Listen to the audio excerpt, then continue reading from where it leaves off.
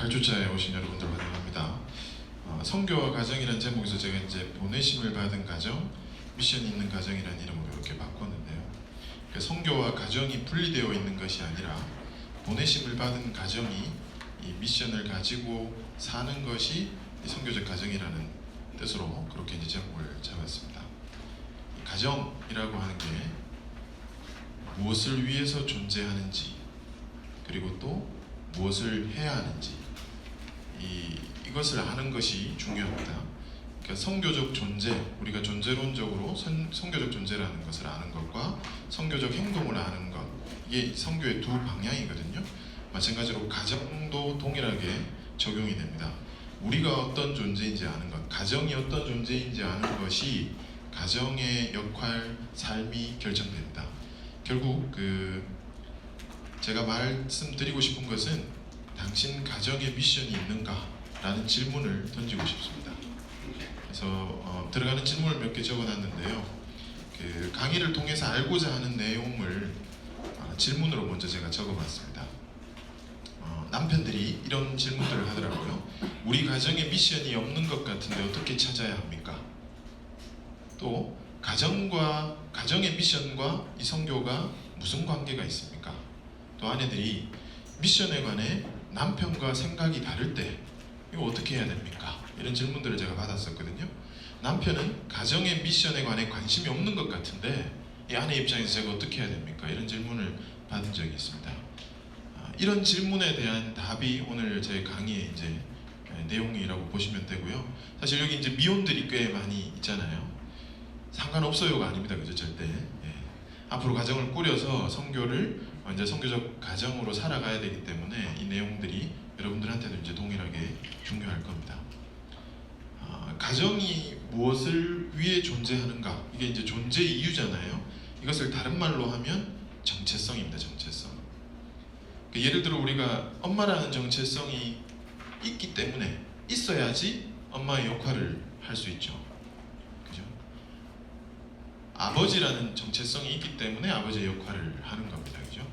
학생이라는 정체성이 있기 때문에 공부를 잘한다가 아니고 배운답니다. 배운다. 열심히 배운다.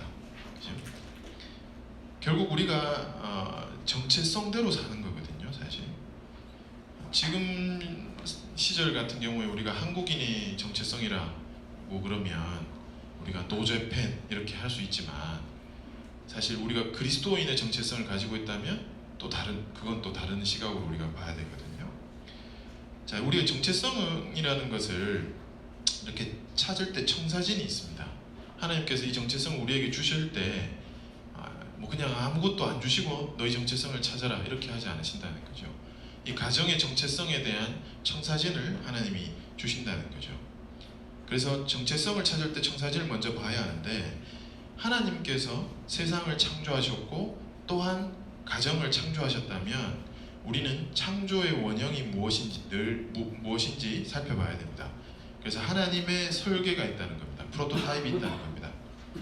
인류의 역사는 하나님의 창조로부터 시작했고요. 그리고 타락했고 가정도 타락했고 다시 주님이 회복시키시는 그 과정 가운데 있습니다. 이 회복이라고 할 때는요, 원형이 있음을 전제로 합니다. 그죠? 그래서 우리는 하나님께서 설계하신 가정의 원형이 무엇인지 살펴봐야 됩니다. 그리고 그 원형을 회복하기 위한 노력을 시도해야 됩니다. 그죠? 그리고 가정 무엇을 해야 하는가? 이것은 미션이죠. 다른 말로 하면. 근데 이것을 하나님 입장에서는 이게 부르심이죠. 우리가 해야 된다는 이 관점에서 봤을 때 우리의 미션이지만 하나님 입장에서는 우리를 부르셨습니다. 자, 가정 무엇을 해야 하는가? 가정의 미션을 이해하기 위해서는 먼저 사실 제일 중요한 것은 하나님의 미션을 이해할 필요가 있습니다. 하나님이 도대체 무엇을 하려고 하고 계신지, 지금 하나님이 어떻게 하고 계신지를 알아야 우리가 무엇을 해야 할지가 나중에 또 결정이 난다는 거죠. 그래서 이제 하나님의 미션이 무엇인지 먼저 살펴보도록 하겠습니다. 하나님이 지금까지 어떻게 하고 계신지, 이것은 제가 이미 여러분들 다 아는 거지만 제가 짧은 시간 안에 정리를 좀 해보려고 합니다. 하나님께서 처음 태초에 모든 것을 창조하셨습니다. 이 세상을 창조하셨습니다. 그리고 하나님이 또한 사람을 창조하셨어요. 인간을 하나의 성으로 창조하지 않으시고 남자와 여자로 창조하셨습니다. 그리고 그 남자와 여자를 그 상태 그대로 가만히 놔두지 않으시고 가정을 만드셔서 이루게 하셨어요. 여호와 하나님이 아담에게 취하신 그 갈빗대로 여자를 만드시고 그를 아담에게로 이끌어 오시니, 여기서 아담에게로 이끌어 오신 분이 하나님이십니다. 이것이 우리의 고백이 되어야 됩니다. 만약 우리가 결혼을 했는데 내가 배우자를 선택해서 결혼했다라고 얘기하면, 만약에 이 부부관계가 어려워지면 내가 선택을 잘못했나? 내가 이 실수한 건가? 이렇게 생각하면 이혼을 생각할 수 있습니다. 근데 실수가 없으신 하나님께서 우리를 결혼하게 하셨다면 이건 뭐 아무리 어려움이 있어도 이건 하나님 실수가 없으시거든요. 그럼 우리가 부부가 되는 것은 이건 너무 당연한 거거든요. 그래서 우리가 좋아서 사실은 결혼했다고 우리가 표현은 하지만 그 가운데 우리는 분명한 믿음이 있어야 됩니다. 하나님이 우리를 결혼하게 하셨다는 이 분명한 믿음이 있어야 됩니다. 자, 하나님이 우리를 결혼하게 하셨는데, 하나님이 세상을 창조하시고 가정을 창조하시고 우리를 결혼하게 하셨는데, 그리고 이 결혼한 가정에 위임된 명령이 있습니다. 하나님이 그들에게 복을 주시며 하나님이 그들에게 이르시되 생육하고 번성하여 땅에 충만하라, 땅을 정복하라, 바다의 물고기와 하늘의 새와 땅에 움직이는 모든 생물을 다스리라. 하나님이 이루신 가정에는 위임된 명령이 있습니다. 사명이 있다는 거죠. 그것이 창조 명령입니다. 하나님께서 만든 피조 세계에 생육, 번성, 충만, 정복, 다스리라 하셨습니다. 이것이 개인에게 주신 미션이 아닙니다. 제가 이제 청년들한테 늘 강의할 때 한 얘기지만, 청년들 개개인한테 주신 게 아니라 여기서 보시면 하나님이 그들에게 주셨다고 하거든요. 이 그들은 가정 공동체를 얘기하는 겁니다. 그래서 가정에게 위임하신 하나님의 창조 명령이 있다는 거죠. 그럼 청년들이 갖는 꿈은 그럼 아무것도 아닌가요? 저는 그걸 그림자라고 표현해 주고 싶어요. 그것이 여러분들이 갖는 그 비전들은 결혼을 통해서 더 분명하게 가정의 미션으로 원래 자라가게 되어 있습니다. 자, 이것을 우리가 다른 말로 하면 문화명령입니다. 문화명령. 그죠? 태초에 하나님이 가정을 창조하셨고 하나님이 위임을 하신 거죠. 그죠? 자, 하나님이 가정에게 창조 명령을 주셨는데 이것은 전체적인 거고요. 아담 가정에게 더 구체적인 사명을 주셨습니다. 그것은 에덴을 경작하는 것입니다. 하나님의 일을 아담과 하와 가정에게 하나님이 위임하셨습니다. 그리고 나서 하나님이 관계를 설정하셨어요. 하나님께서 모든 것을 공급하시겠다고, 복을 주시겠다고 하셨고, 다만 선악과를 먹지 말라 하셨어요. 이것은 하나님과 피조물 사이의 관계 설정이거든요. 자, 그리고 가정에 대해서도 관계를 설정해 주셨어요. 이러므로 남자가 부모를 떠나 그의 아내와 합하여 둘이 한 몸을 이룰 줄로다. 자, 부모를 떠나 아내와 연합하는 것이 관계입니다. 가정에 이 설계를 하실 때 이런 관계 설정을 하셨다는 거예요. 자, 이 구절이 언제 나왔냐면, 보세요. 하나님이 남자를 창조하시고요, 그 갈빗대를 취해서 여자를 창조하셨어요. 그리고 하나님이 하와를 아담에게 이래 데리고 들어갔어요. 자, 이것은 우리가 결혼식 할 때 장인어른이 딸을 데리고 들어가는 거예요. 이것은 성경에 있는 그대로인 거예요. 남자는 혼자 들어가잖아요. 근데 여자는 혼자 들어가지 않잖아요. 손을 잡고 이렇게 들어가잖아요. 그리고 이제 위임해줘요. 위임해주죠. 손을 사위에게 넘겨주죠. 자, 이것이 뭐냐? 부모를 떠나는 겁니다. 근데 이 하나님이 지금 자기가 하와를 이끌어가지고 아담에게 딱 데려다 놓고, 이게 딱 지금 결혼식장이라고 생각해 보세요. 오피셜한 멘트, 처음 주례사를 하시는 거예요, 하나님이. 근데 주례사를 하는데 이렇게 하신다고. 상상이 됩니까? 어디 결혼식 가서 이런 주례사 들어보신 적 있어요? 신랑은 참 아내를 죽기까지 사랑하고, 아내는 정말 복종하세요. 또는 하나님의 복을 많이 받고 복을 전하세요. 뭐 이런 얘기들은 많이, 사랑하세요 뭐 이런 얘기는 많이 듣잖아요. 근데 하나님이 오피셜한 멘트로 첫 번째 말하는 게 뭐냐 하면 부모가 없는, 육신의 부모가 없는 아담과 하와에게 부모를 떠나, 이렇게 얘기합니다. 굉장한 인사이트가 있습니다. 굉장히 아이러니하죠. 자, 반대로 얘기하면 부모 입장에서요, 자녀를 결혼시킬 때 자녀를 잘 떠나보내야 됩니다. 자, 이 성교하고요, 가정은요, 철저하게 떠나는 것으로 시작합니다. 하나님께서 아브라함을 불러내실 때 어떻게 하셨어요? 본토 친척 아비지를 떠나. 그죠? 결혼도 부모를 떠나 만드는 새로운 관계 설정입니다. 모든 시작은 떠나고 새로운 관계 설정으로 하나님이 하셨다는 거죠. 굉장히 중요한 얘기입니다. 가정을 잘 세우기 위해, 우리가 성교를 잘 하기 위해서는 떠나야 됩니다.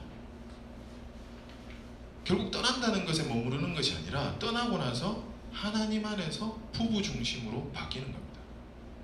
부부 중심, 부부 연합, 부부의 하나됨을 통해서 자녀를 이제 사랑하고, 그렇게 하나님이 그렇게 살아가도록 가정을 설계하신다는 겁니다. 우리의 형상을 따라 하나님께서 인간을 창조하셨다 했잖아요. 우리의 형상이라는 말은 삼위일체 하나님을 나타냅니다. 그죠? 하나님이 세 분이신데 한 분이신, 한 분이신데 세 분이신, 이것을 에하드라고 합니다, 히브리어로. 우린 잘 이해가 안 되지만 한 분이신데 세 분인데 세 분인데 한 분이래요. 근데 그것이 우리의 형상이라면 부부가 철저하게 둘인데 하나 같아요. 하나인데 둘 같아요. 그것이 부부의 연합, 부부의 하나됨입니다. 삼위일체 하나됨과 동일한 단어 에하드를 씁니다. 우리는 부부 연합을 통해서 하나님의 영광을 위해 살아가야 됩니다. 그리고 이 가정의 사명은 에덴을 경작하는 겁니다. 이것이 복입니다. 이것이 복된 것입니다. 근데 하나님의 가정의 이 설계가 이렇게 됐지만 나중에 이게 어떻게 되어 갑니까? 위임받은 인간이 하나님의 대리자로 잘 다스려야 했는데 알다시피 타락했습니다. 가정도 타락했습니다. 모든 죄악들이 가정으로부터 시작되었습니다. 그죠? 자, 가정의 유혹은 어디서부터 오는가? 제가 이 가정사역 하면서 이런 강의 할 때 제일 많이 공격받는 이 구절, 이 얘기 중에 하나인데, 오늘도 공격을 하실런지는 잘 모르겠지만, 자, 보세요. 가정의 유혹이 어디서부터 오는지. 여자가 선악과를 먹고 말이야, 남편에게 주매 그도 먹은지라. 자, 분명히 여자가 먹고 남자에게 줬어요. 근데 하나님이 희한하게 그 책임을 누구한테 물으세요? 아담아, 네가 어디 있느냐? 분명히 아담에게 찾아가셨어요. 뱀이 왜 여자에게 갔을까요? 여자는 참 유혹당하기 쉬운 존재입니다. 이렇게 얘기하니까 이제 막 공격을 하시더라고요. 근데 왜 책임을 남자에게 또 물을까요? 사실 오늘날도 많은 가정에 유혹이 있습니다. 사실은 이 유혹은 아브라함도 거의 똑같이 받은 경험이 있습니다. 아내가 하갈에게 들어가라고 하잖아요. 말도 안 되죠, 사실. 그죠? 말도 안 된다고 생각하죠. 근데 아내들이 지금도 이러고 있다니까요. 지금도 자기가 유혹을 받아서 남편을 유혹하고 있습니다. 자, 이 말에 동의가 안 된다고 생각하시겠지만, 그러나 이것이 현실입니다. 가정에 큰 유혹들이 어디서부터 오는지 정말 인사이트가 있어야 됩니다. 자매 여러분들 억울한가요? 근데 책임은 남편이 지는 겁니다. 책임은 남편이 지는 겁니다. 남편들이 이걸 잊어서는 절대 안 됩니다. 우리 가정에 여러 가지 어려움들, 여러 가지 잘못들의 죄에 대한 책임은 남편이 지는 겁니다. 사실 남자는 이런 유혹들이 들어올 때 NO 할 수 있어야 됩니다.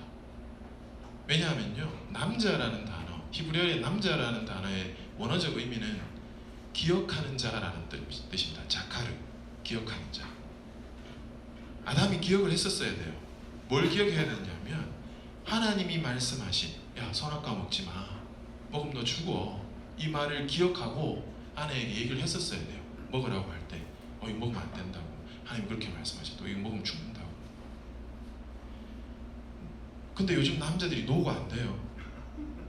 왜 노가 안 되냐면요, 남자들 가운데 하나님의 말씀이 없어요. 말씀을 기억하지 못했어요. 이게 분명히 뭐가 잘못된 것 같아요. 제가 많은 가정사역을 하면서 많은 남편들을 만나면서 느끼는 거예요. 아니 집사님 좀 진짜 아닌 것 같은데요, 뭐라고 말을 해도 뭐 제가 뭐 아는 게 있어야죠, 이렇게 얘기를 해요. 맞아요. 말씀을 알아야지 노가 가능합니다. 뭐 하다가 그냥 다 휩쓸려 가요, 여자들한테. 죄송합니다. 내 현실을 제가 가정사역하면서 느낀 겁니다. 정말로 많은 유혹들이 아직도 이렇게 있다는 걸 제가 봅니다. 자, 이렇게 우리가 타락한 가정은 사명을 잃게 됩니다. 그렇죠? 하나님이 이 가정에게 맡겨주신 사명을 잃게 되는 거죠. 그리고 나서 무엇을 추구합니까? 하나님의 영광이 없는 행복을 추구합니다. 무슨 말이냐면 결혼을 왜 합니까? 결혼하는 사람들한테요, 왜 결혼해요? 라고 물어보면 거의 99%는 이렇게 대답합니다. 행복하기 위해서 결혼합니다. 이렇게 얘기합니다. 내가 이 사람하고 결혼하면 행복할 것 같아서 내가 결혼을 결심했다고 얘기합니다. 자, 근데 정말 아이러니한 것은 이혼하는 사람들, 법정에 가서 이혼하는 사람들을 전부 다 모아놓고 물어요. 왜 이혼하려고 합니까? 제가 행복하려고 이혼합니다. 이렇게 얘기합니다. 똑같이 얘기합니다. 내가 이 사람하고 사니까 너무 불행해가지고 이제 내가 진짜 내가 행복해 하고 싶어요. 그래서 내가 이혼합니다. 이렇게 얘기해요. 아이러니 아니에요? 행복하기 위해서 결혼합니까? 행복은 절대 우리 가정의 목적이 아닙니다. 그 목적을 쫓아가는 것이 이미 사명을 잃은 거예요. 타락한 가정이 사명을 잃은 모습입니다. 요즘 많은 가정들은 사명을 쫓는 것이 아니라 부부 행복을 쫓아갑니다. 이런 가정에 사명을 대체하는 것들이 어떤 게 있습니까? 아주 먹음직도 하고 보암직도 한 것으로 다 대체합니다. 한국 사회에서 많은 가정들의 이런 대체물이 뭔가 제가 가정사역하면서 열심히 찾아보니까요, 이 동네 우리 동신교회에 있는 이 동네 자녀 양육이거든요. 자녀 양육이에요. 자녀 성공이에요. 자녀 성공. 자녀의 대학이에요. 그리고 좋은 집, 차, 성공, 이런 것들을 추구하고 있습니다. 사명을 잃은 가정들은요, 행복하기 위해서 그 대체물을 찾기 마련입니다. 그렇죠? 자, 사실 우리가요, 행복을 추구하고 행복을 열심히 쫓아가지만 그 사실 행복을 우리가 만들어낼 수 있습니까? 복을 우리가 만들어낼 수 있습니까? 복은 철저하게 하나님께서 우리에게 주신 겁니다. 우리가 무엇을 노력해서 얻을 수 있는 복은 하나도 없습니다. 그죠? 이건 이제 송기도 선교사님이 하신 걸 제가 좀 갖고 왔는데, 가정의 관계도입니다. 오늘날 가정이 이렇게 T자형이 아니라 삼각형 구도로 되어 있다. 삼각형 구도라는 게 뭐냐면 엄마와 자녀의 관계가 가장 강해요. 이걸 생존형 가정, 서바이벌형이라고 얘기합니다. 이 가정의 생존 코드가 이겁니다. 엄마하고 자녀 관계가 너무 강해요. 자, T 구조는 뭐냐 하면 부부 관계가 강합니다. 부부 관계가, 이게 사명형이고 이게 미셔널입니다. 남편과 아내가 문제입니다. 근데 요즘은 엄마와 자녀가 문제였댔어요. 이 생존형 가정과 사명형 가정 어떻게 알 수 있습니까? 이 부부의 대화 양을 보면요, 뭐 때문에 싸우는지를 보면 다 나옵니다. 우리 뭐 앞에서도 배웠지만 우리 부부 싸움 하는 분들 중에 뭐 예멘 난민 때문에 싸우는 가정은 한 가정도 없잖아요, 그죠? 대부분 요즘 부부 싸움 할 때 뭐냐 하면 자녀 때문에 싸웁니다. 자녀 때문에. 자녀에 대한 얘기를 하면요, 많은 부부가 서로를 잘 몰라요. 그래서 그걸 자꾸 싸우다 보면 자녀 얘기를 이제 안 합니다. 남자들이 대부분 다 이걸 피합니다. 그리고 다 아내가 하는 말대로 그냥 갑니다. 왜 그러냐면 말씀을 모르기 때문에. 자기가 이게 아닌 건 알아요. 아내가 학부모 모임 갔다 와가지고 엄마들 모임 갔다 와가지고 막 얘기하니까 저 분명히 아닌 건 알겠는데 뭐라고 할 말이 없다는 거예요. 이게 제가 만나는 우리 남자들의 얘기입니다. 그죠? 우리 부모님 세대는 사실 또 다른 이유로 사실 그랬어요. 먹고 사는 게 바빴기 때문에 자녀들에게 그렇게 관심을 많이 그렇게 하신 분들이 많아요. 근데 요즘 사실 그런 건 아니잖아요. 오로지 자녀의 성공을 위해서 아내가 많은 정보를 가지고 와서 자기가 그렇게 하겠다는 거예요. 그걸 남편한테 얘기하는데 남편이 그게 아닌 걸 알지만 반대할 방법이 없어. 옛날에 어머니들이 그런 얘기 많이 했죠. 내가 니들 때문에 산다. 이런 얘기를 엄마들이 많이 했어요.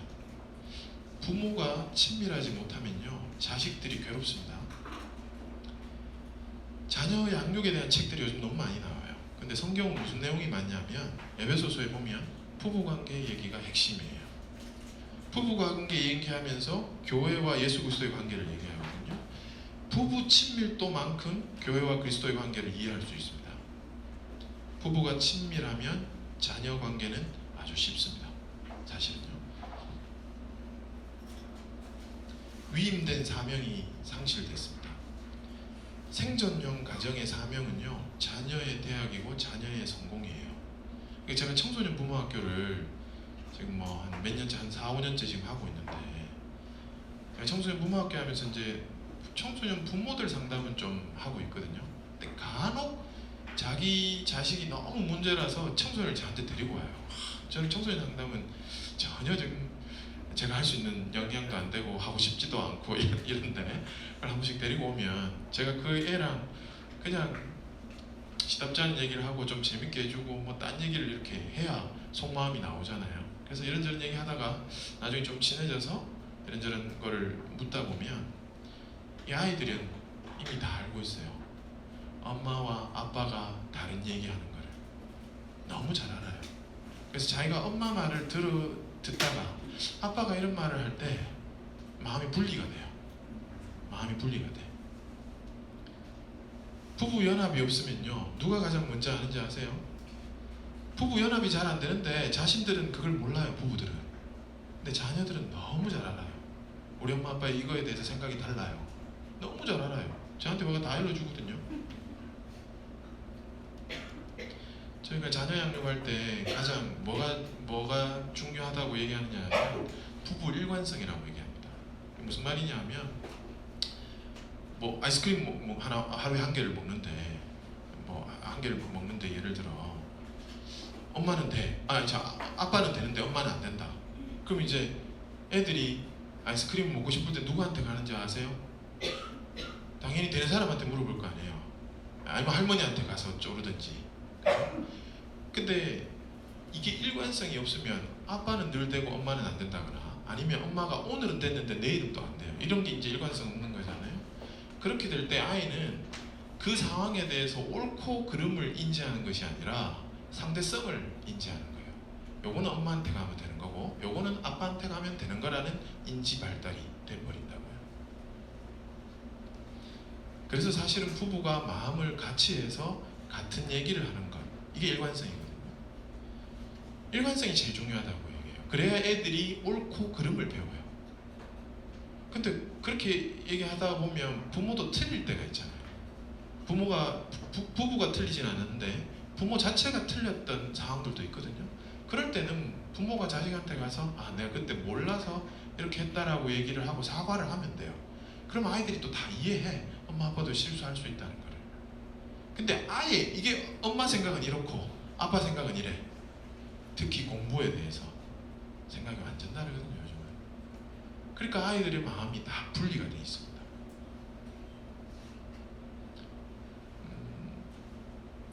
가끔 부부 충돌될 때 있습니다. 저희 집에서도 엄마가 아까 전에 아이스크림 안 된다 했는데 제가 그걸 못 들었단 말이에요. 그 상황에 제가 같이 안 있어서. 그래서 제가 뒤에 왔는데 강은이가 아이스크림 사달라 해서 그래 아빠 아이스크림 사줄게. 엄마가 좀 전에 안 된다 했는 걸 내가 몰랐잖아요, 그죠? 이럴 때 어떻게 해야 되는지 우리는 배우거든요. 내가 안 된다 했는데 당신 왜 된다 하냐고. 이렇게 하면 안 됩니다. 만약에 그렇게 남편을 무시하시면 그 아이도 나중에 엄마를 꼭 무시합니다. 안 그럴 것 같아요? 절대 무시합니다. 가정의 권위가 남편에게 있습니다. 그래서 아빠가 실수해서 다시 그게 된다고 얘기했다 그러면 아빠 말이 맞는 겁니다. 저희 집에서는 적어도. 그건 질서거든요. 근데 아이들이 그 질서를 배워야 돼요. 남편을 무시하면 자녀는 분명히 아빠를 무시하게 되어 있습니다. 자, 뭐 얘기가 조금 옆으로 갔는데 사명이 없어지고 생존형 가정으로 지금 살아가고 있어요. 많은 가정들이. 그래서 살기 위해 살아가는 거예요. 생존형 가정이라는 게. 그죠? 자, 이 가정들이 결국은 이런 것들 때문에 가정 안에서의 관계 설정이 잘못되고 마음의 어려움이 생겨요. 근데 그 극단으로 가면요, 이 관계의 어려움이 이렇게 가죠. 그죠? 너무 안타까운 인류의 역사 아닙니까? 아담과 하와가 첫째 아이를 낳고 둘째 아이를 낳았는데 첫째가 둘째 아이를 죽였어요. 이게 상상이나 돼요? 저는 우리 애가, 큰 애가 둘째 아이를 죽였다. 하나님과의 관계가 단절된 인간들이 이제 그 가정 안에서도 관계가 단절되기 시작합니다. 관계가 깨어집니다. 타락한 가정의 정점입니다. 이것이 큰아들이 가인이 아벨을 죽이는 사건.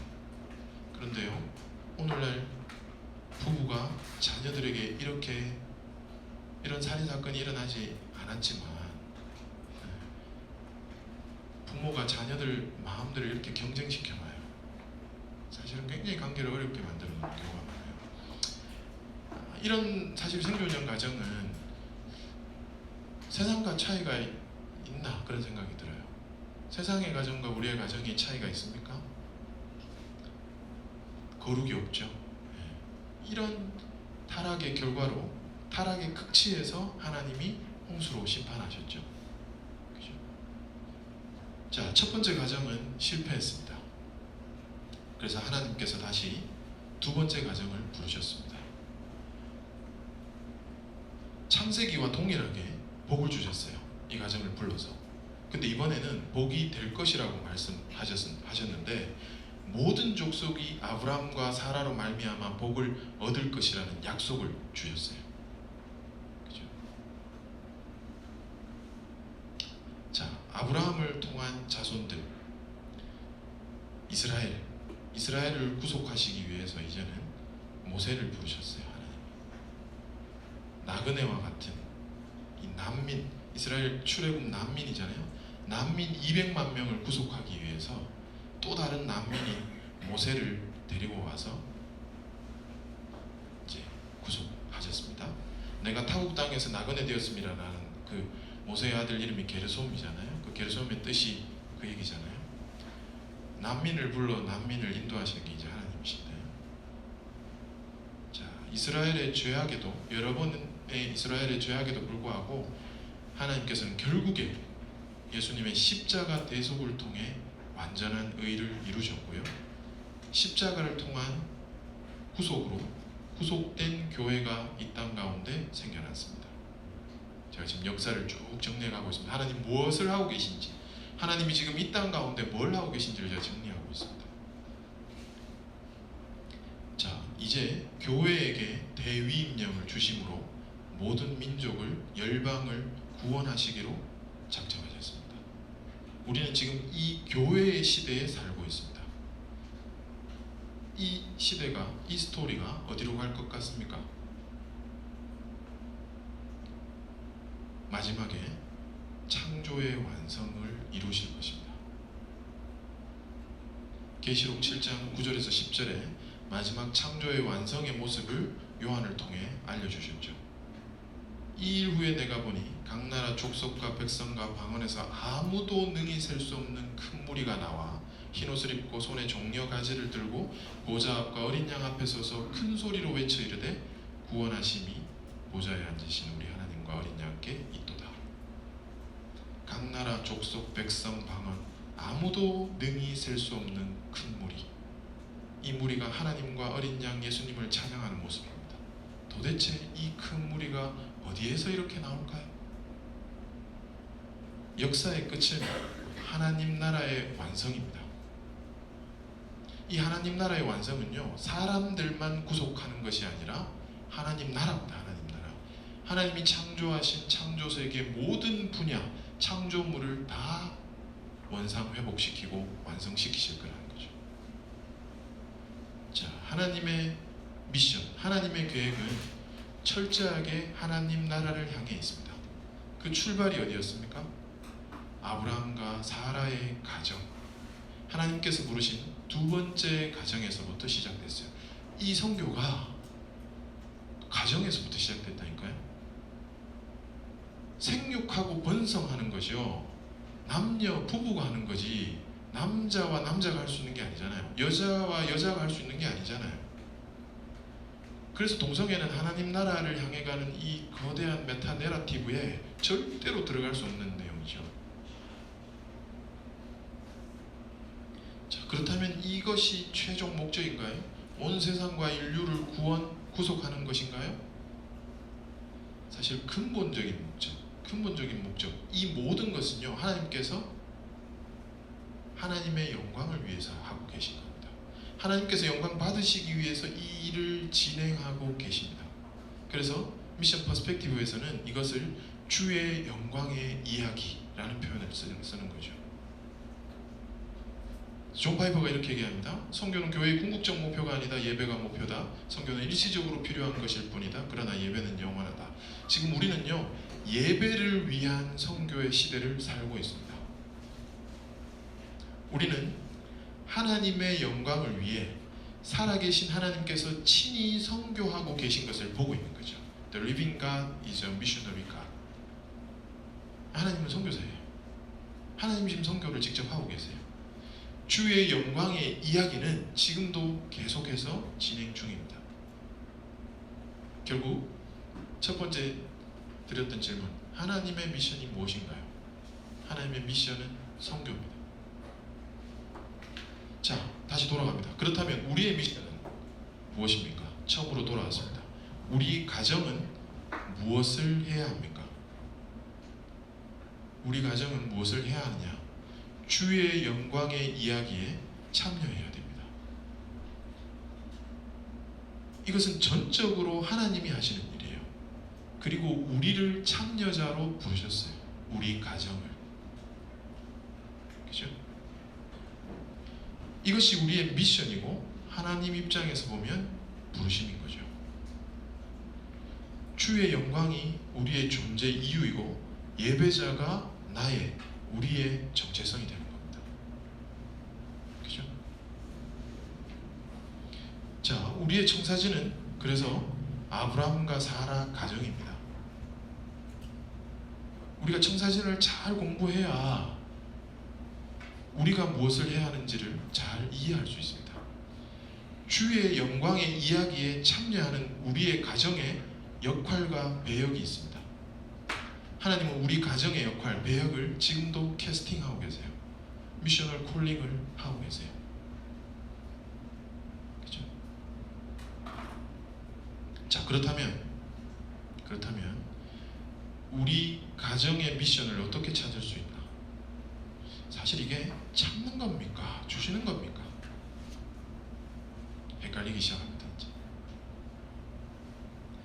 부르심입니까? 보내심입니까? 헷갈리기 시작하죠. 자, 청사진인 아브라함 가정을 통해 살펴보겠습니다. 우리가 그리스도의 것이면 아브라함의 자손이기 때문에 아브라함 가정이 우리의 청사진입니다. 너무 잘 아는 창세기 12장 1절에서 3절, 여호와께서 아브라함에게 이르시되 너는 너의 고향과 친척과 아버지의 집을 떠나 내가 내게 보여줄 땅으로 가라. 내가 너로 큰 민족을 이루고 내게 복을 주어 내 이름을 창대하게 하리니 너는 복이 될지라. 너를 축복하는 자에게는 내가 복을 내리고 너를 저주하는 자에게는 내가 저주하리니 땅의 모든 족속이 너로 말미암아 복을 얻을 것이라 하신지라. 복이 얻는 겁니까? 되는 겁니까? 복, 바라크, 복이 되고 아까 전에도 얘기했지만 내가 복을 만들 수 없습니다. 내가 복을 지을 수 없습니다. 내가 행복을 만들 수 없습니다. 이 불교에서는 복을 짓는다는 표현을 쓰잖아요. 자에게 뭐 이렇게 선행이나 이런 것들을 통해 복을 짓는다는 표현을 쓰지만 절대 우리가 복을 만들어낼 수 없습니다. 우리는 철저하게 복을 얻게 하는 통로입니다. 모든 족속이 복을 얻게 하는 사명을 아브라함과 사라 가정이 받았습니다. 그렇죠? 자, 복은 이중적 의미를 가지고 있습니다. 크리스토퍼 라이트가 이렇게 얘기합니다. 그리스도 안에 있으면 우리는 아브라함 안에 있는 것이며 하나님이 아브라함에게 하신 약속과 그에게 부과하신 책임을 상속할 자이다. 아브라함의 복을 물려받았다면 그의 사명도 함께 물려받은 것이다.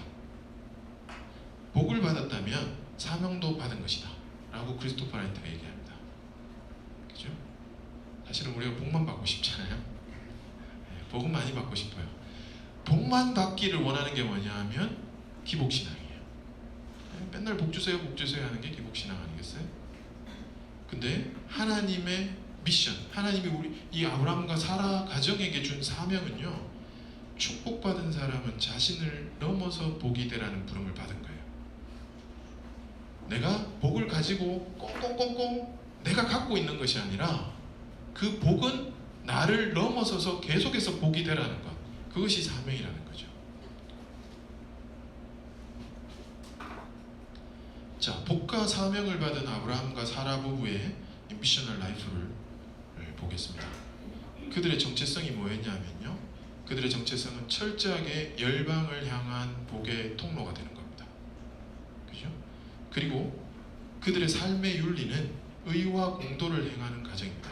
이것은 창세기 18장에 잘 나오는데요, 여호와께서 이르시되 내가 하려는 것을 아브라함에게 숨기겠느냐, 아브라함은 강대한 나라가 되고 천하 만민은 그로 말미암아 복을 받게 될 것이 아니냐, 내가 그로 그 자식과 권속에게 명하여 여호와의 도를 지켜 의와 공도를 행하게 하려고 그를 택하였나니 이는 나 여호와가 아브라함에게 대하여 말한 일을 이루려 함이니라. 그들의 삶의 윤리는 의와 공도를 행하는 가정입니다. 여기에 선택이 있고 윤리가 있고 미션이 있습니다. 자, 선택이 부르심이죠. 하나님 딱 선택하신 게 부르신 거예요. 윤리가 삶의 방식입니다. 자, 그렇게 살 때 미션이 이루어지는 거죠. 아브라함의 삶의 열매 미션은 가나안에서 구별된 삶으로 드러났습니다. 내 주여 들으소서, 당신은 우리 가운데 있는 하나님이 세우신 지도자이시니 우리 묘실 중에서 좋은 것을 택하여 당신의 죽은 자를 장사하소서. 우리 중에서 자기 묘실에 당신의 죽은 자 장사함을 금할 자가 없으리이다. 아브라함 가정의 삶의 열매가 드러난 때는 사라의 장례를 치르기 위한 때에 주변에서 이렇게 고백했습니다. 하나님이 세우신 지도자라는 평판, 이 열매를 맺게 된 거죠. 안 믿는 자들이, 하나님을 모르는 자들의 평가입니다. 평가만 있는 것이 아니라 아브라함의 삶이 그들의 삶에 영향을 미친 것, 이게 복을 얻게 한 거죠. 이 미셔널 라이프가 우리의 청사진이 되어야 됩니다. 사실 이 열매를 맺는 것은 시간이 필요합니다. 그렇죠? 자, 그런데 여러 사람들이 이런 의문을 가집니다. 왜 개인의 미션이 아닌 가정의 미션입니까? 그렇죠? 난 내 개인의 미션인 것 같은데 왜 가정의 미션이라고 자꾸 얘기를 합니까? 자, 첫 번째 이유는요, 하나님이 창조 명령을 아담에게 주신 것이 아니고, 제가 아까 전에 설명했지만 그들에게 복을 주시며 그들에게 이르시되 생육번성 충만 땅 정복 다스리라, 이렇게 말씀하셨단 말이죠. 하나님이 원래 창조 명령을 주신 것은 아담 개인에게 주신 것이 아니라는 거죠. 가정에게 주셨습니다. 또 다른 아주 근본적인 이유는요, 살아계신 하나님이 선교하시는 하나님이시잖아요. 삼위일체 하나님이 누구신지를 보면 돼요. 선교하시는 하나님이 누구냐면 삼위일체 하나님이신데, 삼위일체 하나님 중에 성부 하나님은 보내시는 하나님이죠. 성자 예수님은 보내심을 받은 선교사로 우리에게 오셨고, 올라가시면서 교회에게 성령을 보내시는 샌딩의 역할을 감당하셨죠. 자, 이렇듯 삼위일체 하나님의 선교를 우리가 미시오데이라고 하는데요. 선교하시는 하나님을 잘 보면 이미 공동체로 완벽한 미셔널 가수로 계시다는 거예요. 하나님이 절대 혼자 계시지 않아요. 선교는 절대 혼자 하는 것이 아닙니다. 미션은 절대 혼자 받는 것이 아닙니다. 미션은 가정이 받는 겁니다. 예. 저는 이거를 정말 강하게 좀 강조하고 싶어요. 우리 부부가 삼위일체 하나님을 가정 속에서 경험하지 못하면 그건 내 혼자 미션을 하는 거거든요. 제가 이렇게 말할 땐 저는 참 많이 찔립니다. 저도 쉽지 않습니다. 아내와 마음을 같이 해서 우리가 같은 방향으로 간다는 것, 이것 자체가 이미 선교입니다. 왜냐하면 삼위일체 하나님이 그렇게 계시기 때문에. 그래서 이것은 나의 미션이 아니라 나와 아내 그리고 우리 자녀의 미션이 되는 거죠. 우리 가정의 미션이 되는 거죠. 자, 교회가 무엇입니까? 가정이 무엇입니까? 교회의 정체성이요, 센트 처치, 이 땅 가운데 보내진 교회라는 관점이 있어야 돼요. 그죠? 교회가 지금 세상과 자꾸 단절이 되잖아요. 사실은 세상에 보내진 교회인데, 그리고 이 교회는 또 어떤 샌딩 처치의 기능이 있어요. 가정을 이 세상 가운데로 또 보내요. 선교사를 저 세상 가운데로, 저 세상이라고 하니까 그렇네요. 저 세상 가운데, 저 땅 가운데로 보내잖아요. 샌딩 처치죠. 그래서 이 교회는요, 우리가 하나님의 선교를 위임받은 대리자로서의 삶을 살아야 됩니다. 가정이 뭡니까? 교회가 뭡니까? 익스텐디드 패밀리가 교회잖아요. 그렇죠? 제가 좀 빠르게 진행이 되나요? 잘 따라오고 계시죠? 네. 갈 길이 아직 좀 많아서 열심히 가보겠습니다. 자, 이제 미셔널 콜링에 대해서 보도록 하겠습니다.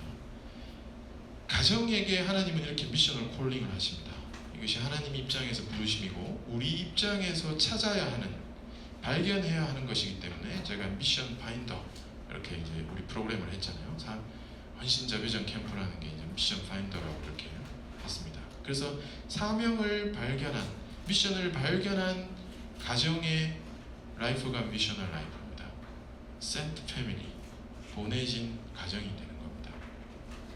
자, 제가 이제 부르심에 대해서, 이 콜링에 대해서, 사명에 대해서 조금 몇몇 내용과 단계를 좀 나눠봤는데요. 4가지가 있습니다.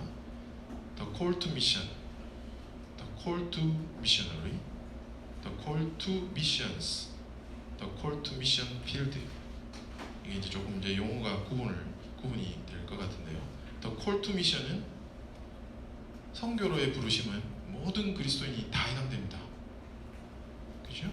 그러면 이 중에서 누군가는 선교사로, 미셔너리로 또 부르셨습니다. 그죠? 그리고 call to missions는 우리 모두가 하는 것이 미션스입니다.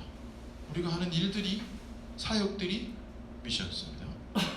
그 다음에 call to mission field, 요게 그렇게 해서 이제 우리가 life as mission이라는 개념이 여기서 나오는 거죠. 삶이 미션이 돼야 된다. 삶 자체가 미션이다. 이렇게 되는 거죠. 자, 미션 필드는 선교지, 종족, 나라, 언어, 뭐 다양하게 있습니다. 필드가. 그죠? 직업적, 이것도 미션 필드입니다. 사회적으로, 뭐 국내 외국인 선교로 부르시는 거, 이거 다 미션 필드입니다. 우리가 미션스라고 할 때, 사역이라고 할 때, 이 사역은 우리의 고유성을 따라 부르신다는 겁니다. 이건 제가 지금 뒤에서 다시 좀 살펴보겠지만, 고유성이라는 것이 하나님께서 우리 안에 디자인해 놓으신 걸 얘기하는 거예요. 그래서 우리가 우리의 미션스를, 사역들을 해나가기 위해서는 하나님이 나에게 주신 디자인한 것을, 하나님이 디자인해 놓으신 것을 우리가 발견할 필요가 있습니다. 자, 선교사의 부름을 세컨더리 올더라고 얘기합니다. 그렇게 표현합니다. 그러니까 프라이머리, 퍼스트 올더가 따로 있다는 거죠. 그럼 1단계와 출발이 어딘지, 자, 이 부르심의 2단계라고, 가서 제자 삼으라라고 하시는 이 선교사가 되라라는 이 2단계의 부르심이라면, 첫 번째 출발은 갈망입니다. 그러면 갈망이 1단계 부르심으로 가는데, 이것은 하나님과의 친밀감이고, 이것을 통해 2단계로 나아가거나 또는 라이프 에이즈 미션으로 살아야 됩니다. 이게 무슨 말이냐? 선교의 심장은 하나님을 향한 갈망이다. 이렇게 이제 빌 오바이런이 쓴 책의 내용을 제가 가져왔는데요. 갈망이 선교의 심장이라 하는데, 이 갈망이 뭔지 그걸 한번 보도록 하겠습니다. 호세아서에 이런 말씀이 있습니다. 내가 어찌 너를 놓겠느냐? 내 마음이 내 속에 돌이키어 나의 긍휼이 온전히 불붙는 듯 하도다. 이거 하나님께서 말씀하시는 거거든요. 하나님이 호세아를 향한 이 마음이 막 불이 붙었대. 하나님의 엄청난 갈망을 지금 표현하셨어요. 그리고 시편 42편에 나오는 하나님이여 사슴이 시냇물을 찾기에 갈급함같이 내 영혼이 주를 찾기에 갈급하나이다. 이것은 인간의 갈망을 지금 표현해 놓은 거거든요. 이게 무슨 말이냐면, 우리가 하나님의 형상으로 지음 받았기 때문에 하나님처럼 우리도 갈망하는 존재입니다. 하나님이 지금 뭔가를 굉장히 갈망하고 계세요. 우리를 향한 하나님의 그 갈망, 마음이 막 불붙는 그게 있으시다는 거예요. 근데 우리도 사슴이 시냇물을 찾는 것처럼 우리 가운데 목마름, 이 갈망이 있어요. 그것을 이 시편 기자가 표현해놨단 말이에요. 자, 깊은 갈망은요, 이것은 믿는 자나 믿지 않는 자나 모두 하나님이 그 마음속에 새겨놨습니다. 갈망이 누구에게나 여기에 있다는 거예요. 자, 그러면 이 깊은 갈망이 어디에 있는지 성경에 이런 말씀이 있습니다. 누구든지 목마르거든 내게로 와서 마시라. 나를 믿는 자는 성경의 이름과 같이 그 배에서 생수의 강이 나오리라 하시니. 이 배라는 표현을 써요. 목마름, 갈증, 갈망이 다 있는데, 이것을 예수님이 우리의 갈망을 채워주신다고 하는데, 이게 웃겨요. 이게 왜 예수님이 배에서 막 이렇게 물이 나온대요. 우리의 갈망을 채우는 게 입에서 막 나오는 것도 아니고, 이게 막 손에서 막 이렇게 나오는 것이 아니라 왜 배에서 나온다는 표현을 했을까요? 이제 영어로는 이너모스트 빈, 속 깊은 곳인데, 이것이 코일리아라는 그 헬라어 단어입니다. 텅 빈 공간, 채워지기를 갈망하며 또 실상 채워질 수도 있는 어떤 빈 공간을 얘기합니다. 모든 인간 가운데 코일리아, 빈 공간을 하나님이 만들어 놓으셨어요. 자, 내면의 공허함을 뭘로 채우냐? 이 같은 자들은 우리 주 그리스도를 섬기지 아니하고 다만 자기들의 배만 섬기나니 교활한 말과 아첨하는 말로 순진한 자들의 마음을 미혹하느니라. 내면의 공허함을 무엇으로 채웁니까? 자기 배의 종이 된 사람들이라는 표현을 씁니다. 이 공허함, 뭔가 채우고 싶은 이 마음에 뭔가로 채운다는 거예요. 빈 공간은 다 채우게 되어 있습니다. 근데 거기에 돈으로 채워놓으면 돈이 자기 배에 가득 찬 그 돈을 섬긴다고. 그래서 다 자기 배를 섬기고 있다, 이렇게 표현을 하는 거예요. 그들의 마침은 멸망이요 그들의 신은 배요 그 영광은 그들의 부끄러움에 있고 땅의 일을 생각하는 자라. 다 돈과 성공을 이 배 가운데 자기 이 정체감을 추구하고 있는 거예요. 그런 걸로. 자, 이것은 미션형 가정이 아니고 아까 전에 얘기했던 생존형 가정이 이렇게 된다고 제가 말씀드렸죠. 생존형 가정, 자녀 양육, 지나친 행복 추구, 성공, 돈, 이것은 미션이 아니라 생존이에요. 이런 것으로 채웠을 경우에 그 끝이 어떠한지는 우리는 알아요. 분명히 말하지만 공허, 허무 분명히 옵니다. 이 자기 신, 자기 배만 섬기는 사람들이 그 결국의 끝은 공허가 온다는 거예요. 목마름, 갈증, 갈망은 누구에게나 있습니다. 왜냐하면 하나님도 있으시거든요. 자, 이 코일리아를 무엇으로 채울 수 있습니까? 무엇으로 우리가 채워야 됩니까? 그래야 우리가 영원히 목마르지 않는다고 얘기하거든요. 그것은 오직 예수 그리스도로 채워야 됩니다. 예수님의 배에서 생수가 흘러 넘쳐납니다. 그래서 우리의 코일리아에 예수님의 생수의 강이 흘러 넘치는 겁니다. 결국 갈망을 하나님으로 채울 때 그 친밀감을 통해서 우리는 어떤 마음 반응이 일어나느냐 하면, 하나님이 그토록 바라시는 가서 제자 삼으라 는 이 명령에 기꺼이 순종할 수 있는 겁니다. 결국 우리가 오늘날 미셔널 라이프로 살아가게 되는 그 근원이 뭐냐?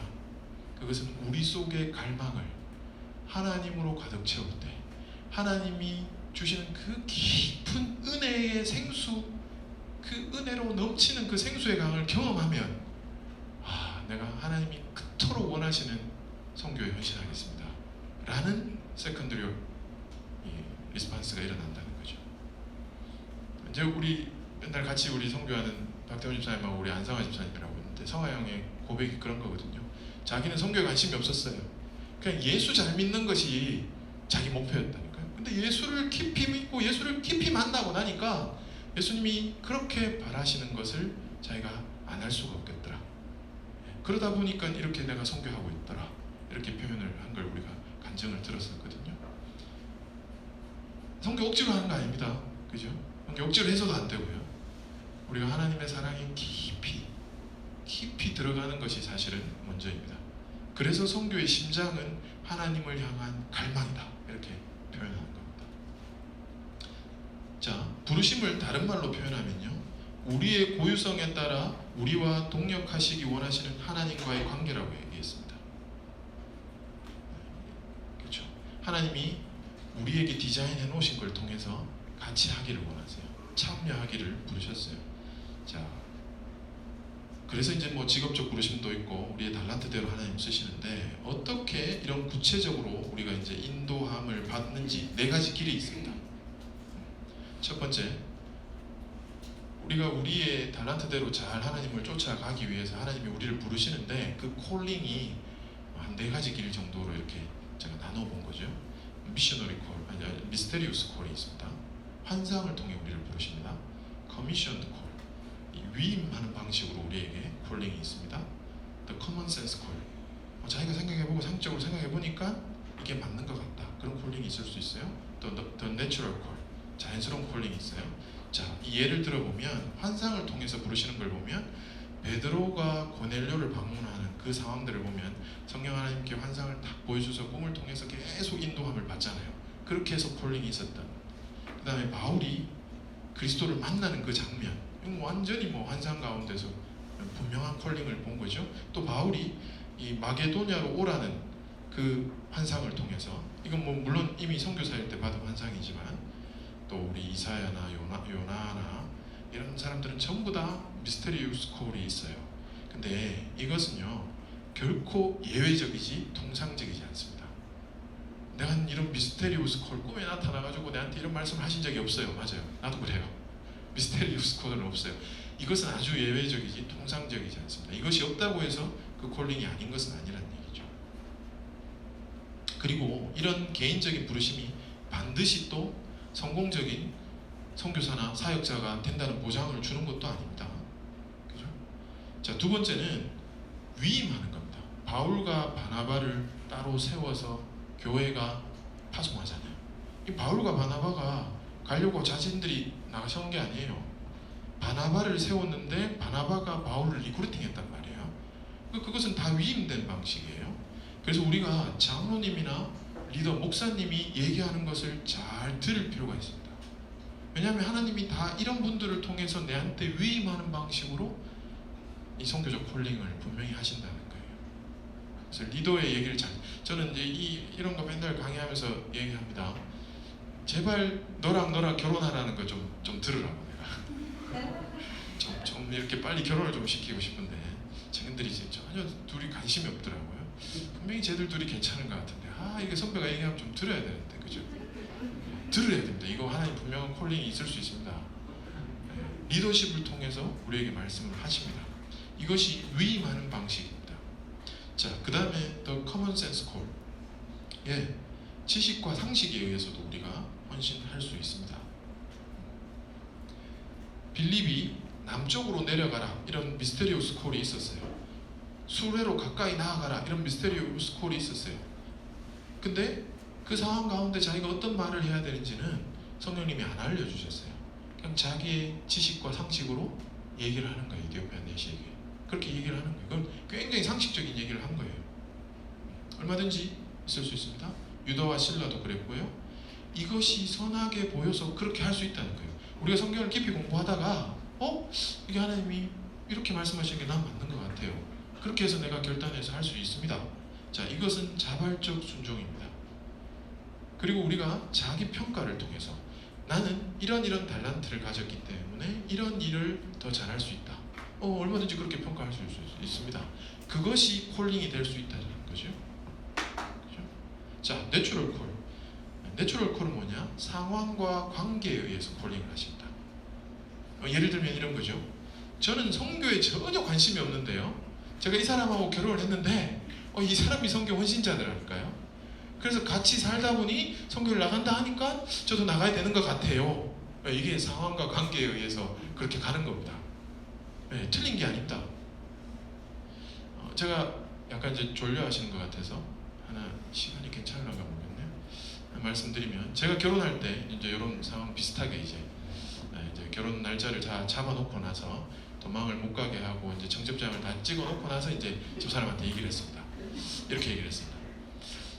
혹시 하나님이 나를 의료 선교사로 부르시면 당신 그때 저희 집사람이 건축대학원 하고 있었는데 그 건축대학원 하는 거 그거 다 내려놓고 나랑 선교 가야 된다고. 그렇게 할 수 있겠냐고. 안 될 것 같으면 미리 얘기하라고. 이미 날 다 잡아놓고 그렇게 이제 얘기를 했죠. 근데 우리 집사람이 가만히 있다가 저한테 했는 말을 제가 잊을 수가 없어요. 이렇게 묻더라고요. 오빠, 만약에 하나님이 나를 건축으로 선교 가라고 하는데 그럼 당신 그 의사 하는 거 의사 내려놓고 날 따라갈 수 있냐? 야, 이거 고민되대요. 갈 수 있다 없다 이렇게 제가 얘기를 하기가 좀 애매한 거예요. 그래서 좀 얼버무렸는데 그때 우리 사람이 했던 말을 제가 잊을 수가 없어요. 만약에 하나님이 오빠를 선교사로 부르셨다면 그걸 왜 오빠한테만 얘기한다고 생각해요? 너한테도 얘기하겠죠. 우리 가정을 선교사로 부르는 거지 당신만 선교사로 부르겠냐고. 듣고 보니 그 말이 맞는 것 같아요. 그래서 지금까지 못 나오고 있습니다. 하나님이 아직까지 우리 사람한테 얘기를 안 하신 것 같아요. 그게 저한테 또 핑계기도 하고 그래요. 어떻게 보면 사실은 뭐 커먼센스 콜을 제가 더 신뢰하고 더 했다면 자발적 순종을 얼마든지 할 수도 있겠죠. 근데 물론 이제 아내도 동일하게 그런 마음이 있기를 바라는 거죠. 제가 이 얘기를 이제 우리 후배한테 얘기를 했는데 제 후배가 더한 얘기를 저한테 해줬습니다. 똑같이 자기도 얘기했다는 거예요. 비즈니스 선교사로 내가 나갈 건데 당신 다 내려놓고 나랑 결혼하고 가야 된다. 나는 비즈니스 선교를 할 거기 때문에 아프리카나 이런 아주 오지로 들어가지 뭐 도시로 가지 않을 거다. 이렇게 강력하게 얘기를 했답니다. 근데 이 자매가 대답은 안 하고 고개를 숙이고 한참 동안 눈물을 흘리더라는 거예요. 야, 참 이거 얘기 잘못했구나. 이거 이러다가 오늘 결혼 깨지겠구나. 굉장히 마음에 불안함이 있었대요. 근데 한참 울고 나서 이 자매가 하는 말이 오빠, 그럼 나 엄청 사랑해줘야 돼요. 이렇게 얘기하더라는 거예요. 무슨 말인지 이해됩니까? 나를 거기 데리고 갈 거면 나 정말 엄청 사랑해달라고 얘기할 거예요.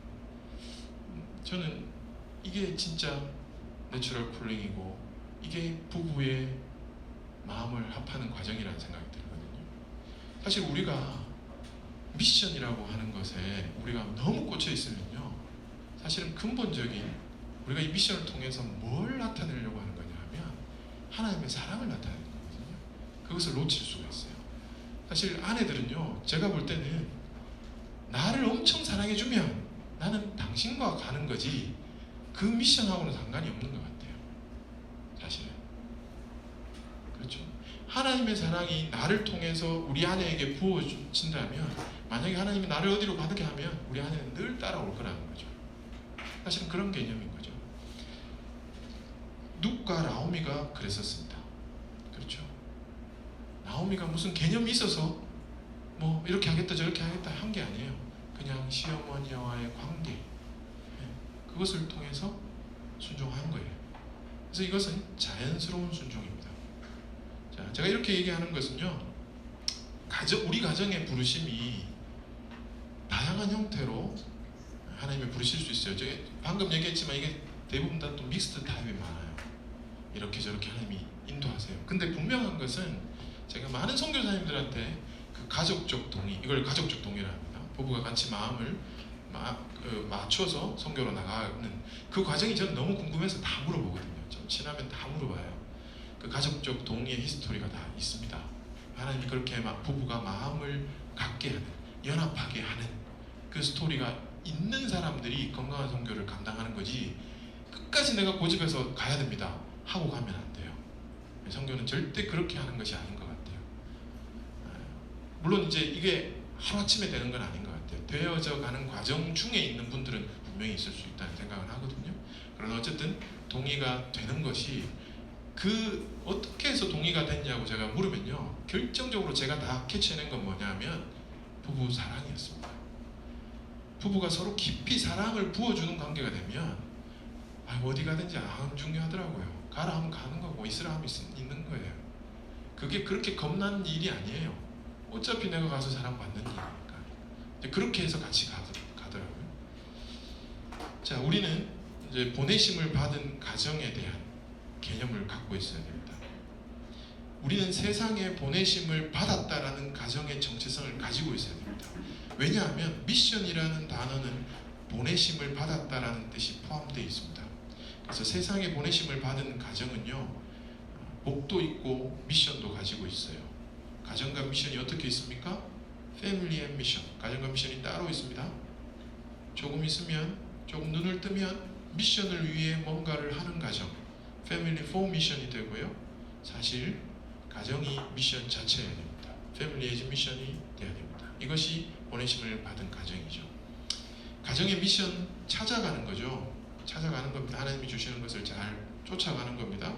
이 과정이 하루아침에 만들어지는 것이 아니라 다양한 하나님의 인도로 서서히 되어갑니다. 그래서 이것을 저는 가정의 성숙 과정이다. 사실 우리가 패밀리 포 미션 과정도 저는 굉장히 잘하고 있다라고 생각합니다. 그러나 진짜 더 성숙해 가면 우리 가정 자체가 하는 삶이 다 미션이 되어야 되는 거죠. 자, 보내심을 받은 공동체, 가정의 삶의 현장을 이렇게 한번 나눠봤습니다. 첫 번째가 가정으로 보내진 거죠. 그래서 미셔널 패밀리. 두 번째가 직장, 학교. 저는 이제 의료인이니까 의료사회, 라이프 에즈 미션. 그래서 이제 하스피탈 에즈 미션, 저는 이제 요즘 그런 걸 좀 하고 있는데, 직장 속에 우리는 보내심을 받았다는 거죠. 그 다음에 이웃 가운데 우리가 보내심을 받았습니다. 저는 이제 의사이기 때문에 제 환자 가운데 환자가 저한테 오는 것이 아니라 제가 환자에게 간다는 개념으로 앉아 있는 거죠. 그리고 실제로 선교지로 부르신, 미션 필드로 부르신 이 네 가지의 삶의 현장이 우리 가운데 있습니다. 이건 다 볼 건 아니고요. 그냥 짧게 보면, 교회가 자신을 위해 존재하지 않고 지역사회와 이웃을 위해 존재한다면 그 교회에 속한 각 가정이 누구를 위해, 무엇을 위해 존재해야 됩니까? 그렇죠? 이렇게 다 살펴봤잖아요. 구속사를 보면 아담 가정이 실패했고 아브라함 가정을 통해 새롭게 구속하시려는 역사가 시작되었습니다. 예수님의 핏값으로 산 교회이면 아브라함의 후손입니다. 그래서 의와 공도로, 그것이 구약에서 10계명이고요. 이것이 신약으로 넘어오면서 하나님 사랑과 이웃 사랑의 계명으로, 그리고 먼저 그의 나라와 그의 의를 구하라, 이것과 다 일맥상통하거든요. 그래서 아브라함 부부로 시작해서 족장, 이스라엘 공동체, 그리고 사도 공동체, 그 다음에 이방인 고넬료의 가정으로, 빌립보 간수의 가정으로, 그리고 전 세계에 이렇게 지금까지 2000년 동안 이렇게 흘러내려오는, 그렇죠? 이것이 이 가정의 얘기입니다. 그래서 교회론과 가정, 아까 에베소서 5장에 살펴봤지만, 짧게 봤지만, 부부관계와 교회론을 바울이 분명히 비교합니다. 예수 그리스도의 교회, 그것이 신부입니다. 뜻대로 행하는 자는 내 형제요 자매. 교회는 결국 익스텐디드 패밀리입니다. 보내심을 받은 가정, 노아 가정이 그랬고요, 브리스길라가 아울라가 그랬고요, 믿음의 가정은 자기 가정의 생존을 넘어서 복의 통로로 사용됩니다. 그렇죠? 자, 직장, 문화명령. 우리가 문화명령을 잘 이해할 필요가 있습니다. 인간 창조의 목적, 에덴의 경작이었습니다. 일은 하나님의 형상으로 지음받은 인간을 인간답게 만들어가는 도구이면서 일 자체가 복의 통로입니다. 그래서 전도서 3장 22절은 그러므로 나는 사람이 자기 일에 즐거워하는 것보다 더 나은 것이 없음을 보았나니 이는 그것이 그의 몫이기 때문이다. 이렇게 말씀하시거든요.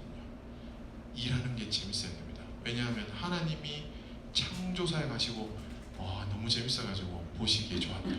자기가 만들어 놓으신 거 보고 완전 자뻑하셨잖아요. 우리도 우리가 일해놓은 거 보고 아 내가 오늘 일 진짜 잘했다 이래야 되거든요. 제가 오늘 환자가 없어서 일을 좀 잘한 것 같아요. 깔끔하게 잘해놓고 온 것 같아요. 자, 우리가 여러분들이 보내심을 받은 백성으로 직장, 학교 속에서 주대심을 선포하면서 살아야 됩니다. 이것은 여전히 부담이 됩니다. 기독교 세계관을 우리가 열심히 배워야 됩니다. 그렇죠? 그 다음에 성육신, 이웃, 성육신과 탈육신. 요즘 우리가 하나님 사랑, 이웃 사랑 얘기하는데 이웃과 계속 단절되잖아요. 탈육신되고 있죠. 우리의 이웃이 누구입니까? 기독교의 신앙의 핵심의 개념은 성육신이잖아요. 이웃을 사랑한다고 우리가 고백한다는 개념이 뭡니까? 우리가 율법사가 예수님한테 내 이웃이 누굽니까? 라고 묻는데 예수님이 이렇게 물으시죠. 누가 이 강도 만난 자의 이웃이 되겠느냐? 그죠? 누가 이 어려운 사람들의 이웃이 되겠냐? 나는 자꾸 내 이웃을 내 친척, 형제, 내 친한 사람, 친구 이렇게 얘기해서 내 이웃이 누굽니까? 라고 물었는데 예수님은 그렇게 대답하지 않으시거든요. 누가 이 강도 만난 자의 이웃이 되겠느냐? 이렇게 얘기하시는 거예요. 나그네 사랑과 원수 사랑은 이게 일맥상통합니다. 제가 다 설명 지금은 못 드리겠지만 고아와 과부, 그죠? 하나님 아버지 앞에서 정결하고 더러움이 없는 경건은 곧 고아와 과부를 그 환난 중에 돌보고 또 자기를 지켜 새 속에 물들지 아니하는 그것이니라. 그렇게 말씀하셨잖아요. 그 다음에 이제 선교 필드. 저는 이것을 꼭 말씀을 좀 드리고 싶습니다. 이것은 바울의 선교 마인드인데요. 사도 바울이 선교에 대해서 이렇게 생각한 방식이 이 구절에 보면 굉장히 독특해요. 보세요. 예루살렘으로부터 두루 행하여 일루리곤까지. 일루리곤이 지금 알바니아잖아요. 예루살렘에서 알바니아까지 복음을 편만하게, 그리스도의 이름을 부르는 곳에는 복음을 전하지 않게, 복음이 편만하게 다 정해졌대요. 생각보다 그렇게 교회가 많이 없는데 그렇게 얘기를 해요. 그러면서 그리스도의 이름을 부르는 곳에는 복음을 전하지 않기로, 남의 터 위에 건축 안 하기로, 내가 여기서 더 이상 일을 안 하겠대. 자기는 받지 못한 자들, 듣지 못한 자들, 이 지방에는 더 일할 곳이 없고 자기는 어디로 가겠냐고? 서바나로 간대요. 스페인으로 가겠대요.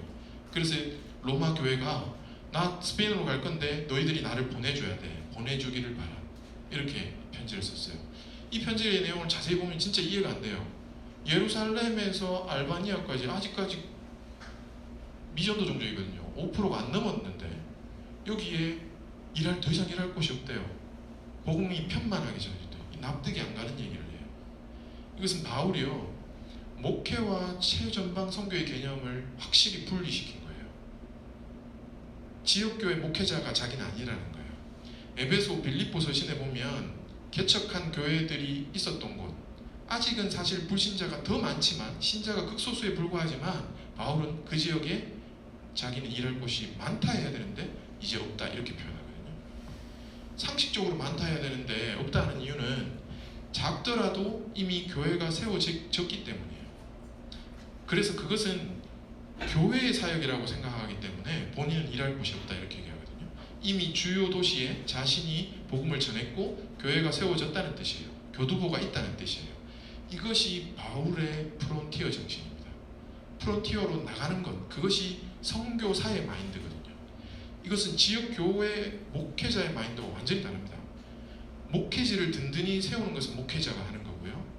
자기는 부르는 곳에는 예수님 이름 부르는데 이제 더 이상 안 하겠다 이렇게 얘기해요. 그러니까 대구에도 불신자가 많잖아요. 근데 여기에서 안전하고 니는 왜 저 가려고 하느냐, 이렇게 기운 빼시면 안 된다고요. 저는 우리 중에 누군가는 바울과 같은 마인드를 하나님이 주셨다면 그 사람은 가야 됩니다. 그 사람은 분명히 가야 되는 사람이에요. 그것을 우리가 주저앉혀서는 안 된다고요. 야, 여기도 할 일이 천진데 넌 여기서는 안 하면서 그거 가면 할 줄 아나, 그렇게 얘기하면 안 된다고요. 분명히 바울과 같이 부르시는 사람들이 우리 중에 분명히 있다는 겁니다. 저는 이렇게 선교 학교를 하고 나서 혹시 또는 우리가 지금은 이 땅에서 선교적 삶을 살다가도 만약에 하나님이 부르시는 그 부르심이 분명히 들린다면 내려놓고 가야죠. 이것을 무모하다고 얘기하면 안 됩니다. 저는 이런 바울과 같은 마인드가 있는 사람들을 진짜 돕고 싶어요. 어떻게 해서든지 잘 보내주고 싶어요. 가고 싶은 건 아직까지는 아니라서. 자, 이 네 가지 영역이 우리의 삶의 현장입니다. 보내심을 받은 가정의 삶의 현장입니다. 자, 이 영역만 있는 것이 아니라 제가 이제 마지막 좀 더 얘기하면 방향이 있습니다. 미션의 방향이 있습니다. 지금까지 얘기한 것들의 방향은 동시대적이죠. 이것은 복음의 이동, 수평 선교를 얘기합니다. 또 하나의 미션은 방향은 수직 방향입니다. 이것을 저는 가정사역이라고 부릅니다. 성경은 아브라함의 하나님, 이삭의 하나님, 야곱의 하나님이란 표현을 씁니다. 이것은 3대의 하나님이란 표현이거든요. 가정사역은 수직 선교입니다. 수직 선교. 우리가 가정을 잘 사역해야 되는 이유는요, 다음 세대는 우리 가정에서 길러지는 겁니다. 저는 그것을 교회에서 길러진다고 생각하지 않습니다. 저는 그것이 학교에서 길러진다고 생각하지 않습니다. 우리가 우리의 자녀에게 선교하지 않으면, 우리가 수평 선교는 다 있을지 모르지만 우리의 수직 선교 개념은 완전히 없어지는 거예요. 그래서 저는 이것을 전체적으로 총체적 선교, 홀리스틱 미션이다. 이것은 패밀리 에즈 미션이고 이것은 라이프 에즈 미션이 되겠죠. 이 두 가지 방향을 우리가 다 알고 있어야 됩니다. 우리가 더 선교적이기 위해서 우리가 기도해야 됩니다. 선교를 배울 때 저는 꼭 가정사역과 함께 더 깊이 배우기를 바랍니다. 그래서 우리가 LMTC, 샌더스쿨 이주민사역에 더 관심을 가졌으면 하고요. 그것과 마찬가지로 직업적 부르심에 대해서도 더 연구하고 공부하기를 바랍니다. 자, 이렇게 얘기해도 그래서 우리 가정의 미션은 뭔가요? 여전히 모릅니다. 잘 모르겠어요. 이렇게 물으실 수 있어요. 하나님의 부르심을 찾아가는 것이 하루아침에 되지 않습니다. 그래서 성경에 제가 예를 짧게 보여드리면요, 항상 우리가 성경을 볼 때 우리의 청사진은 아브라함과 사라의 가정이 될 것입니다. 자, 요셉 가정의 미션이 뭡니까? 애굽 총리가 아닙니다. 아마 이때 깨달았을 겁니다. 생명을 구원하시려고 나를 당신들보다 먼저 보내셨나이다. 이스라엘의 모든 생명을 구원하시기 위해서 하나님이 요셉을 보내셨다는 것을 이때 깨달은 거예요. 애굽의 총리가 되는 게 자기의 미션이 아니었다라는 것을 알게 된 거죠. 브리스길라와 아굴라의 미션은요, 바울의 동력자입니다. 바울의 동력자. 좋지 않아요? 선교사의 동력자. 그죠? 저를 그렇게 부르신 것 같아요. 제가 이제 우리 최홍국 간사님, 태호진 간사님, 저 가정의 동력자, 이렇게 선교 가면 동력자로 우리를 부르시는 거죠. 로마서 16장에 보면 바울을 위해 이 브리스가와 아굴라가 목숨을 걸었다는 표현이 나옵니다. 사실 이 동력자, 바울의 동력자 쉽지 않습니다. 이것도 큰 미션입니다. 자, 모세의 미션이 뭡니까? 출애굽입니다. 근데 그것도 200만 명 이끌고. 만약 여러분들에게 이런 미션을 주신다면 어떻게 할까요? 제가 200만 명을 데리고요? 이렇게 얘기하겠죠. 모세도 그렇게 얘기했어요. 저는 말도 어둔하고, 바로는 너무 무섭고, 그게 200만 명이 그 홍해 가르는 게 가능하다고요? 아마 모세도 이렇게 얘기했습니다. 그럼에도 불구하고 그것이 우리 가정의 미션이라면 여러분들 어떻게 하시겠습니까? 에스더의 미션이 뭡니까? 왕후가 미션인가요? 아니죠. 모르드게가 알려줍니다. 모르드게가 알려줘요. 중요해요. 권위자로부터 위임될 수 있다고 아까 배웠잖아요. 전도사님이나 목사님의 조언을 잘 들어야 됩니다. 제가 배우는 제 위에 전도사님께서 저한테 부부 성에 대해서 집사님이 공부하라 했으면 좋겠다. 그 말씀 한마디에 제가 의사니까 그걸 잘 준비하라고 하셔서 제가 부부 성에 대해서 엄청 공부해가지고 강의하러 다니잖아요. 바울의 미션은요, 이방인과 임금들과 이스라엘 자손을 위해서 택한 나의 그릇이다. 너무 명확하죠. 이 감당하시겠어요? 이 정도 미션 받으면 결혼 안 해도 돼요. 왜냐하면 이거 죽으러 가는 거거든요. 그죠? 아마 이런 미션 때문에 아마 가족을 안 만들어 주신 것 같아요. 여호수아의 미션은 뭐예요? 가나안 입성, 느헤미야의 미션은 뭐예요? 성전 건축. 엘리야의 미션은 뭐예요? 요나의 미션은 뭐예요? 니느웨 12만 명과 가축을 구원하는 게 요나의 미션 아닙니까? 근데 요나가 어떻게 해요? 계속 피하죠. 모세도 계속 피했죠. 엘리야도 성공할 때도 있었지만 좌절하고 피할 때가 있었습니다. 사실 우리도 하나님이 우리한테 맡기신 미션을 우리가 아직은 준비 안 됐는데요, 제가요 그 감당 못 하겠는데요, 이럴 수 있습니다. 이렇듯 우리는 살아가면서 우리의 미션을 어쩌면 진짜 이제 만나질 수 있어요. 그게 더 구체화될 수 있어요. 아주 다양한 방식으로 부부가 함께 하다 보면 더 분명한 미션을 우리의 고유성을 따라 통해 이루실 겁니다. 지금은 분명하지 않지만 이 가정사역, 수직선교도 하시면서요, 가정을 잘 세우시고 또 수평선교에 관심을 가지다 보면 분명히 저는 하나님께서 여러분 가정에 알려주실 거라고 믿습니다. 왜 우리가 미션을 찾지 못하는가에 대해서 제가 되게 고민을 많이 해봤어요. 왜냐하면요, 미션이 아닌 것을 붙들고 있기 때문에 미션을 바로 보지 못한다는 생각을 합니다. 오늘 많은 가정이 생존형 가정이 되어서 자녀 양육, 가정 행복, 성공, 돈 이런 걸 붙들고 있거든요. 그러니까 미션이 보이지 않는 거죠. 제가 요 재밌는 얘기 하나 하고 마치려고 하는데, 노아 가정의 미션이 뭔지 아세요? 방주 만들기 아닙니까? 그죠? 창세기 7장에 보면 이 방주를 몇 명이 만들었냐 하면 8명이 만들었다고 되어 있어요. 노아와 7 식구, 그죠? 그들에게 주신 미션, 아브라함과 이 아담에게 주신 거하고 똑같아요. 생육, 번성, 충만 이렇게 주셨어요. 근데 이제 죄악이 관영해서 하나님께서 다 쓸어 엎으시고 노아 가정을 통해서 재창조하셨어요. 그런데 제가 이 재밌는 얘기가 왜 재밌다고 얘기하냐면, 이 얘기가 노아의 미션에 누가 함께 합니까? 이게 엄청난 도전이에요. 노아 가정의 미션 8명, 이거 얼마 했는지 아세요? 120년 했어요. 이거 방주 만들기. 근데 시아버지하고 며느리하고 같이 했어요. 이거 엄청나지 않아요? 이거 가능하겠어요? 노아와 아내, 그리고 3명의 아들과 그의 아내, 며느리들 3명. 이 자매들 가능하겠습니까? 시아버지하고 아버지로 아내와 자녀들과 함께하는 우리 집의 미션이 있습니까? 제가 이거 너무 쇼킹하더라고요. 오늘날 이게 참 가능한 미션입니까? 이런 생각이 들더라고요. 제가 노래 만드는 친구한테 제가 이거 가사 괜찮다고 내가 이걸 했어요. 노아의 며느리 제목 이렇게 해가지고, 이게 아마 이거 잘하면 요게벳의 노래를 아마 대적할 만한 노래가 될 거라고 제가 이렇게 얘기하거든요. 제가 가사를 이렇게 적어줬어요. 아무것도 모르고 시집 왔네. 시아버지는 방주를 만들자니 세상 사람들은 이해 못해. 무려 120년을 만들고 있네. 매일 우리 가정 8명은 방주를 만들러 가네. 이해되지 않는 미션. 그러나 방주 안에서의 1년, 미션을 통한 하나님의 구원, 세상을 살리시는 하나님의 방법, 나는 남편과 시아버지의 미션을 오늘도 나의 미션으로 순종하네. 그죠? 괜찮죠? 이게 패밀리의 미션이에요. 이게 120년 방주 만들면서 온갖 생각 다 안 했겠어요? 이게 맞나? 이거 만드는 거 이거 맞나? 이거 헷갈립니다. 주변에 온갖 방해와 유혹들이 있을 겁니다. 어쩌면 자기도 확신을 못했을 수도 있어요.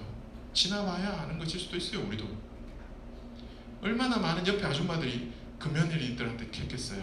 야, 네 시아버지하고 그건 아니다, 이렇게 얘기 안 했겠어요? 쉽지 않습니다. 미션이, 패밀리 미션이. 근데요, 이게 하나님의 방법입니다. 이게 하나님의 방법이에요. 개인의 미션이 없습니다. 성경에 보면 다 공동체의 미션이에요. 우리가 모르고 삽니다. 자, 미션을 우리가 모를 때도 있고요, 모르고 살 때도 있고 억지로 끌려갈 때도 있어요. 그래서 중요한 게 뭐냐면, 미션도 중요하지만 삶의 방식이 중요해요. 삶의 방식, 미션과 삶의 방식을 동시에 이해하고 살아야 됩니다. 자, 창조 명령과 아브라함과 사라 가정의 미션은요, 개인의 미션이 아닌 가정의 미션이었죠. 아브라함을 불러서 의와 공도를 따르게 삶의 방식을 주셨죠. 이것은 결국 모세를 통해 이스라엘에게 주신 10계명과 똑같아요.